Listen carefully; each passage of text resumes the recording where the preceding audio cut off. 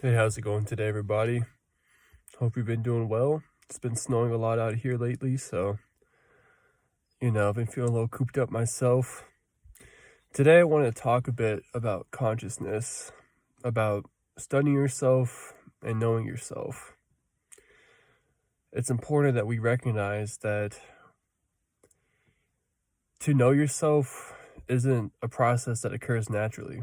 It is a process which you have to work toward. It's something that you cultivate through a daily pattern of behavior, a daily habit that anyone can achieve, but that a lot of people don't put thought into. You see, in life, and we all have two primary selves.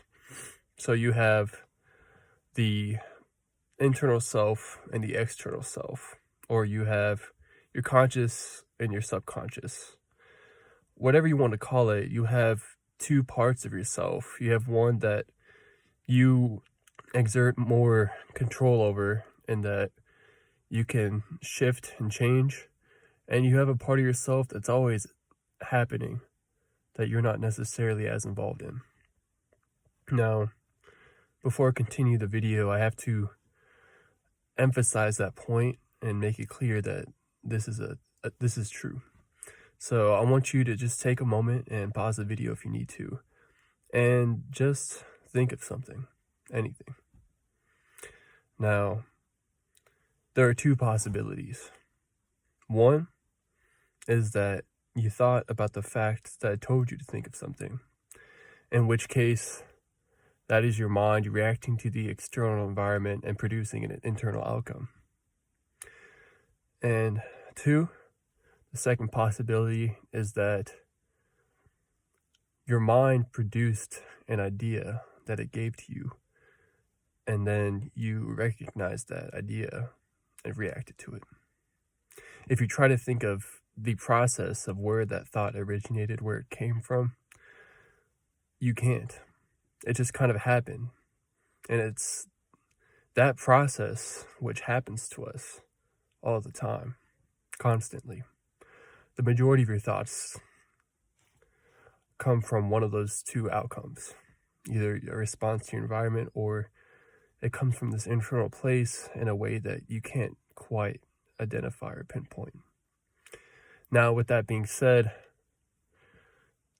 this is where it becomes more significant to know yourself, because the more aware you are of this process, then the more control you can exert over it.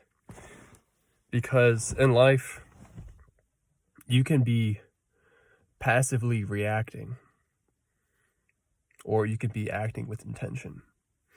Now, a lot of people do passively react as the status quo.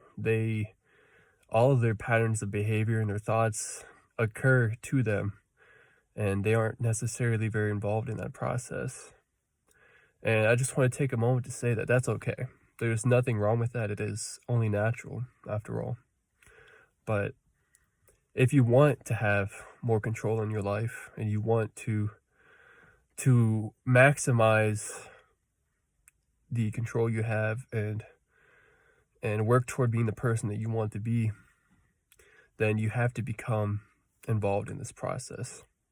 So the main way that you can do this is to take time every day to reflect on yourself, to think about your actions, to think about your thoughts, to notice recurring patterns of behavior and recurring ideas, and to think about where they stem from. What is your mind telling you about yourself? What does it mean that you act this way, that you think this way?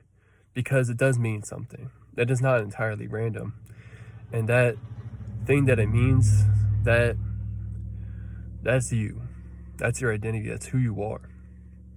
And so the more familiar you become with this person, then the more this internal self, as we can call it, then the more your external self can react to that and guide it. Okay? So by becoming aware of your internal self, your external self can guide that. And then you become more involved in that process. Now, the best possible way to do this is through the practice of meditation. Now, meditation has a lot of it has some negative connotations in our society. People think it's woo-woo, as they say, or whatever you want to call it. It's people think of it as being mystical and therefore not logical or rational. But if you were to take away the cultural symbols that we attach to it and just look at it for what it is, then you could respect it and come to find that it is a very valuable tool in learning who you are and becoming involved in your own life. So essentially, it's just taking time to do nothing. You sit in silence for this moment. I would say transcendental meditation is the best practice for it. It's a practice of mindfulness. And if you're starting out, you need to be realistic. You could do 5 minutes a day, work your way up to 10 minutes a day. Some people do 20 minutes a day. Some people do 20 minutes twice a day, but find what works for you. But you have to find something if you want to be involved in the process that is your life. So I would say the best possible thing you could do is you take that moment, you take that time, and you think nothing for that entire time. And what will happen is your mind will have thoughts naturally. And those thoughts are what make up your thoughts the majority of the day. But now you're involved in it. You're seeing it happen as it occurs. And when you first start out, your mind will be very active. You'll find it almost impossible to think about nothing, as surprising as it is, because our minds are very active. But the goal is to recognize the thoughts that you have and then to let them go. And you just practice doing that. Just recognize the thoughts as they come and let them go. And you do that just 10 minutes a day even. You do that, it will change your life. Because the ultimate objective then is that later in your waking life, when you're not meditating, you will catch yourself having thoughts and you will know yourself. You'll know why they're occurring, where they're coming from. And then you can start to exert more control. And if you're having negative thoughts or unwanted thoughts, you could find out where that stems from. And you could be honest with yourself, accept yourself, and move forward.